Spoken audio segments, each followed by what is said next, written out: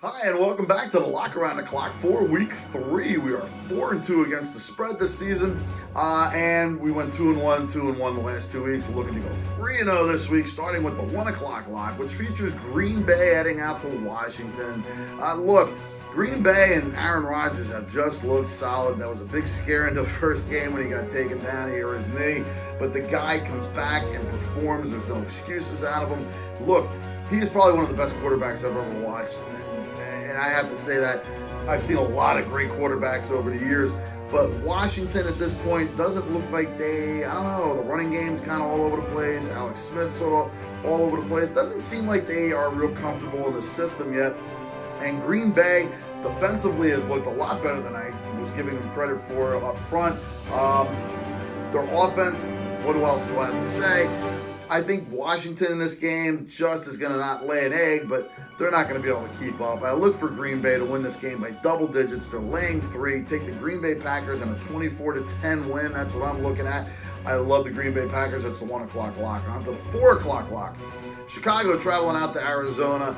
Look, Arizona has just been god-awful.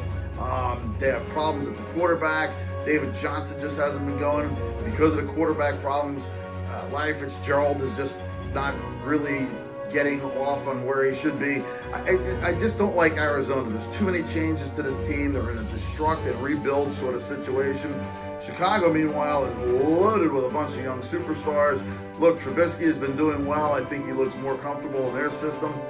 I think he looks like he has some receiving, he has some rushing, and he also has a defense that can shut down a multi-dimensional team, let alone a very one-dimensional team like Arizona. Look, Chicago's laying 5.5 in this game. I look for them to win by double digits. I look for the defense to maybe even score a touchdown against Arizona this week. Take the Chicago Bears, lay the 5.5. That's the 4 o'clock lock. On to the 8 o'clock lock. New England, Detroit. Look, this game here has all the makings of hopefully a little bit of an offensive firepower. I mean, the defenses aren't doing anything. They're not really lighting up the world. We saw New England last week get run over by the Jaguars, and they didn't even have Leonard Fournette in there. Detroit, they can't seem to get a running game going. Stafford, though, can still pass.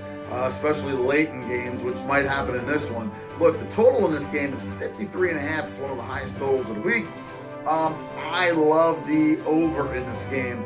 Look, both of these teams are going to get their offensive going because the defenses just are not what they should be. New England hasn't really had a defense in a couple of years, and people have been able to put points up. It's just New England is able to outscore them, and I see that being the case here. I look for Detroit to be able to get their offense going against New England. They had a great week last week against San Fran, point-wise, but of course it happens like Detroit usually does in the fourth quarter playing catch-up. Look for that to be possibly the case here, but either way, look for both of these teams to score somewhere in the 30s. I like the over, the 53.5 in the 8 o'clock game. That's the 8 o'clock lock. Until next week, when we go 3-0 against the spread, take it to the book, take it to the bank, and as always, you take it ace.